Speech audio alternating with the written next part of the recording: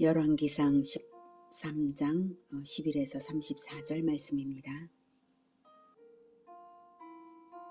베델에 한 늙은 선지자가 살더니 그의 아들들이 와서 이날에 하나님의 사람이 베델에서 행한 모든 일을 그에게 말하고 또 그가 왕에게 드린 말씀도 그들이 그들의 아버지에게 말한지라.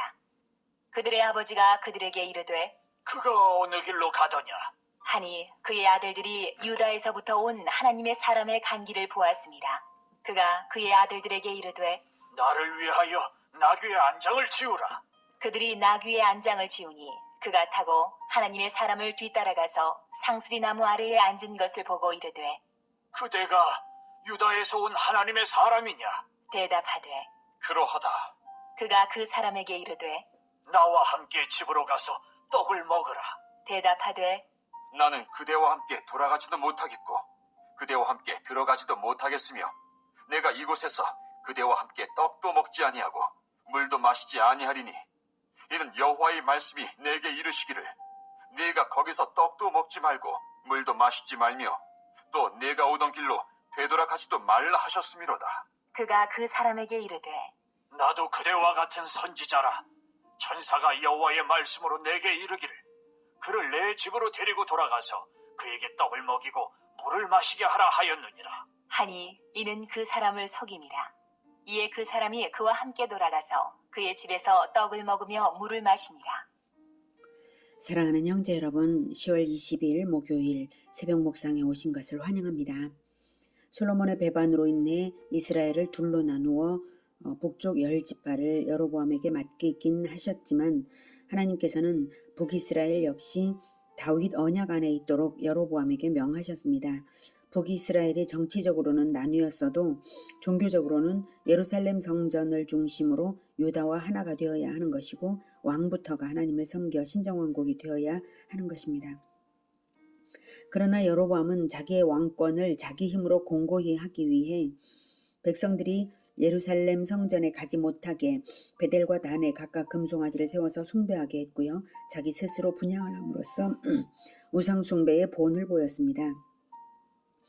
그래서 하나님께서 유다의 한 선지자를 시켜서 베델의 단을 향해 심판을 예언하게 하셨고요. 단이 갈라지고 재가 쏟아지는 징조까지 나타나게 하셔서 예언이 확실히 성취될 것을 믿을 수밖에 없게 하셨는데요. 여로보암은 오히려 그 선지자를 체포하려다가 팔이 마비되었고 그 선지자의 중보기도로 나음을 받았습니다. 그 종교 행사에 참석했던 자들이 이 사건을 많은 사람들에게 소문을 내었을 텐데요. 그 중에는 한 늙은 선지자의 아들들도 있었습니다. 베델의 늙은 선지자는 본인은 우상숭배를 안 했을지라도 베델에 살면서도 우상숭배의 본거지가 된 베델의 단에 대하여 아무 말 하지 않은 자였고 심지어 자기 아들들을 우상숭배의 종교 행사에 참석시킬 정도의 사람입니다. 그래도 선지자인지라 아들들의 말을 듣고는 유다에서 온 선지자를 만나고 싶은 열정이 솟아올라서 나귀를 타고 유다 선지자를 따라잡았습니다. 유다의 선지자는 베델의 단에서 예언을 한 후에 내가 거기서 떡도 먹지 말고 물도 마시지 말며 또 내가 오던 길로 되돌아가지도 말라 하신 말씀대로 하긴 했지만 그 말씀의 의미대로 최선을 다해 베델의 사람들과의 교제를 차단하지는 못했습니다. 물도 마시지 않고 다른 길로 돌아서 유다로 가라는 말씀은 당연히 쉬지 않고 가차없이 유다로 달렸어야 하는 것인데요. 유다의 선지자는 자기의 가는 길을 사람들에게 노출시켰고 상수리 나무 아래 앉아 쉬기까지 함으로써 다시 자기 자신을 노출시켰고요. 또 베델 선지자에게 따라잡혀서 교제를 했습니다. 늙은 선지자가 18절에 그가 그 사람에게 이르되 나도 그대와 같은 선지자라. 천사가 여호와의 말씀으로 내게 이르기를 그를 내 집으로 데리고 돌아가서 그에게 떡을 먹이고 물을 마시게 하라 하였느니라. 이렇게 말할지라도 늙은 선지자의 말에 순종할 이유가 있습니까? 하나님의 명령을 들은 자가 천사의 말에 순종할 이유가 있냐고요? 결코 없는 것이죠.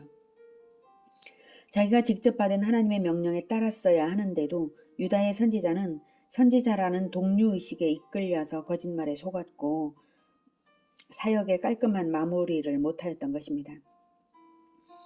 늙은 선지자가 거짓말을 한 것은 그가 선지자로서 베델 우상 숭배에 대해서도 이미 거짓에 노출된 자기 자신이 노출된 사람이므로 거짓말을 할 수 있는 사람이었습니다. 그런 사람이지만 유다의 선지자를 대접하고자 한 것은 아들들에게 들은 신비한 이적을 들었으므로 그에게도 영적인 갈급함이 있어서 열정을 가지고 유다의 선지자와 교제하고자 했기 때문일 것입니다. 20절. 그들이 상 앞에 앉아 있을 때에 여호와의 말씀이 그 사람을 데려온 선지자에게 임하니 그가 유다에서부터 온 하나님의 사람을 향하여 외쳐 이르되 여호와의 말씀에 내가 여호와의 말씀을 어기며 내 하나님 여호와께서 내게 내리신 명령을 지키지 아니하고 돌아와서 여호와가 너더러 떡도 먹지 말고 물도 마시지 말라 하신 곳에서 떡을 먹고 물을 마셨으니 내 시체가 내 조상들의 묘실에 들어가지 못하리라 하셨느니라. 하니라. 그리고 자기가 데리고 온 선지자가 떡을 먹고 물을 마신 후에 그를 위하여 나귀의 안장을 지우니라.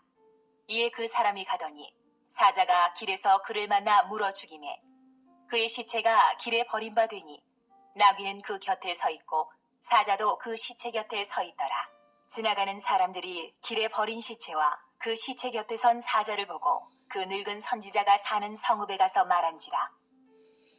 그들이 식사 교제를 할 때에 갑자기 여호와의 말씀이 그 늙은 선지자에게 임했습니다. 이미 늙은 선지자 자신도 놀랐을 것입니다. 아마도. 자기가 거짓말로 속여서 베델에서 떡을 먹고 물을 마시게 한 것인데 그것을 정죄하는 예언이 자기 입에서 터져 나왔으니 말입니다. 하나님의 역사는 그 사람의 어떠함에 달려있는 것은 아닙니다. 사악한 발람 선지자에게도 하나님께서 일시적으로 성령으로 예언을 하게 하셨던 것을 보면 알 수 있습니다. 우리가 사람의 영을 분별할 때에 중시해야 할 것은 하나님이 그 사람을 사용하시냐 보다도 하나님의 말씀을 순종하고 있는가 하는 점입니다. 베델의 늙은 선지자는 지금 부분적으로 쓰임받고 있지만 그는 이미 하나님께 불순종한 사람이고 거짓된 자인 것은 틀림이 없습니다. 그러면 유다에서 온 선지자는 어떤가 하면 그는 거짓은 없지만 순종의 흠이 있었으므로 거짓에 속아 넘어갔습니다. 그래서 22절에 내 시체가 네 조상들의 묘실에 들어가지 못하리라는 하나님의 저주가 임했고요. 사자에게 죽임을 당했습니다. 그런데 신기한 것은 사자가 그 사람을 먹지도 않았고 사자가 그 사람을 먹지도 않았고 나귀를 먹지도 않았고 사자가 그리고 나귀도 도망치지를 않았고 사자가 있는데도요. 도망치지를 않았고 사자와 나귀가 함께 그 사람의 시체를 지켰다는 사실입니다. 이것은 하나님께서 그 사람의 죽음에 대하여 베델에 소문나게 하셔서 베델 사람들로 하여금 두려움을 느껴 회개하도록 그 사람의 죽음을 통해 경고를 주시는 사건 징표입니다. 사건으로서 베델 사람들에게 회개하라는 메시지를 주시기 위해서 하나님은 선지자 한 사람의 죽음을 사용하신 것입니다. 이미 베델 제단의 종교 행사에 참석한 사람들을 통해서 소문이 나 있었을 테고요. 늙은 선지자를 통해서도 하나님의 뜻은 재차 들려졌습니다. 26절. 그 사람을 길에서 데리고 돌아간 선지자가 듣고 말하되 이는 여호와의 말씀을 어긴 하나님의 사람이로다. 여호와께서 그에게 하신 말씀과 같이 여호와께서 그를 사자에게 넘기심에 사자가 그를 찢어 죽였도다. 하고 이에 그의 아들들에게 말하여 이르되 나를 위하여 나귀의 안장을 지우라. 그들이 안장을 지우매 그가 가서 본즉 그의 시체가 길에 버림받되었고 나귀와 사자는 그 시체 곁에 서 있는데 사자가 시체를 먹지도 아니하였고 나귀를 찢지도 아니하였더라. 늙은 선지자가 하나님의 사람의 시체를 들어 나귀에 실어 가지고 돌아와 자기 성읍으로 들어가서 슬피 울며 장사하되 곧 그의 시체를 자기의 묘실에 두고 오호라 내 형제여 하며 그를 위하여 슬피 우니라. 그 사람을 장사한 후에 그가 그 아들들에게 말하여 이르되 내가 죽거든 하나님의 사람을 장사한 묘실에 나를 장사하되 내 뼈를 그의 뼈 곁에 두라. 그가 여호와의 말씀으로 베델에 있는 제단을 향하고 또 사마리아 성읍들에 있는 모든 산당을 향하여 외쳐 말한 것이 반드시 이룰 것임이니라. 늙은 선지자는 죄책감이 들었고 매우 애통할 수밖에 없었을 것입니다. 그래서 오호라 내 형제여 하며 그를 위하여 슬피 운 것입니다. 이렇게 늙은 선지자의 입술을 통해서도 예언이 재차 전파되었으니 이 선언을 들은 베델 사람들이 두렵지 않을 수가 있었을까요? 두려워하여서 하나님께 돌아온 사람들이 있었을 것입니다. 그랬기에 또한 이 사건이 대대로 회자되었기에 훗날 수백 년이 지난 훗날에까지 이 사건을 정확히 말한 사람들이 있었습니다. 바로 그렇게 되라고 하나님은 한 선지자의 죽음을 사용하신 것입니다. 죽임을 당한 선지자 편에서는 안타까운 일이지만 베델 사람들을 위하시는 하나님의 사랑과 은혜가 그 정도였다는 사실입니다. 예수님의 죽음을 사용하셔서 죄인들을 회개시키고자 하시는 하나님 아버지의 말할 수 없는 사랑과 동일한 그 사건입니다. 말문이 막힐 수밖에 없는 사랑이고 두려운 공의입니다. 자, 훗날의 증언을 확인하죠. 열왕기하 23장 15에서 20절. 또한 이스라엘에게 범죄하게 한 느밧의 아들 여로보암이 베델에 세운 제단과 산당을 왕이 헐고 또 그 산당을 불사르고 빻아서 가루를 만들며 또 아세라 목상을 불살랐더라. 요시아가 몸을 돌이켜 산에 있는 무덤들을 보고 보내어 그 무덤에서 해골을 가져다가 제단 위에서 불살라 그 제단을 더럽게 하니라. 이 일을 하나님의 사람이 전하였더니 그 전한 여호와의 말씀대로 되었더라. 요시아가 이르되 내게 보이는 저것은 무슨 비석이냐? 하니 성읍 사람들이 그에게 말하되 왕께서 베델의 제단에 대하여 행하신 이 일을 전하러 유다에서 왔던 하나님의 사람이 묘실이니이다. 하니라. 이르되 그대로 두고 그의 뼈를 옮기지 말라. 하매 무리가 그의 뼈와 사마리아에서 온 선지자의 뼈는 그대로 두었더라. 전에 이스라엘 여러 왕이 사마리아 각 성읍에 지어서 여호와를 경노하게 한 산당을 요시아가 다 제거하되 베델에서 행한 모든 일대로 행하고 또 거기 있는 산당의 제사장들을 다 제단 위에서 죽이고 사람의 해골을 제단 위에서 불사르고 예루살렘으로 돌아왔더라. 이렇게 오래도록 회자되면서 베델에 경건한 사람들은 하나님의 말씀에 순종할 수 있었을 것입니다. 하지만 여로보암은 그 충격적인 징표를 체험하고도 전혀 그렇지 않았을 뿐만 아니라 우상숭배를 조직화하기까지 했습니다. 33절. 여로보암이 이 일 후에도 그의 악한 길에서 떠나 돌이키지 아니하고 다시 일반 백성을 산당의 제사장으로 삼되 누구든지 자원하면 그 사람을 산당의 제사장으로 삼았으므로 이 일이 여로보암 집의 죄가 되어 그 집이 땅 위에서 끊어져 멸망하게 되니라. 나단 선지자가 죄를 지적하며 책망했을 때에 통회하며 자복했던 다윗의 모습과는 비교할 수 없는 여로보암입니다. 그러니 그 왕국의 과정과 결말 역시 다를 수밖에 없습니다. 왕국의 시작점이 되는 첫 왕의 모습은 왕국의 결말까지 큰 영향으로 끼쳐지게 마련입니다.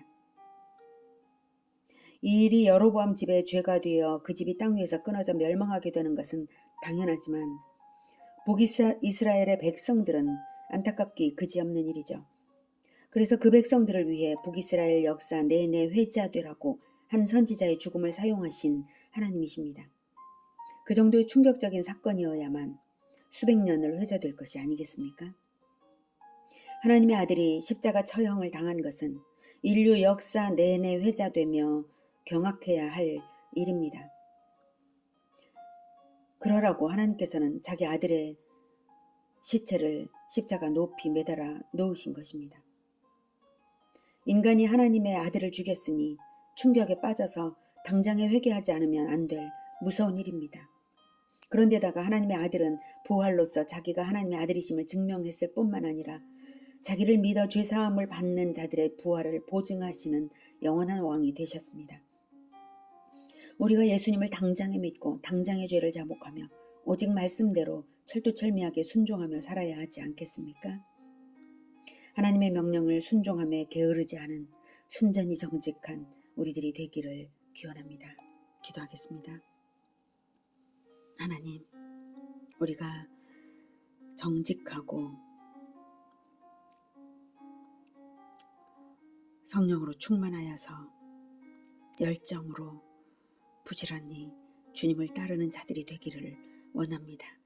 주님, 우리를 도와주시옵소서.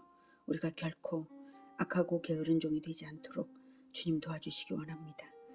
인간은 변질되기 마련인데 우리가 예수님 다시 오실 때까지 결코 변질됨이 없이 끝까지 주 하나님께 충성하며 우리 주 그리스도 예수님을 따르고자 합니다.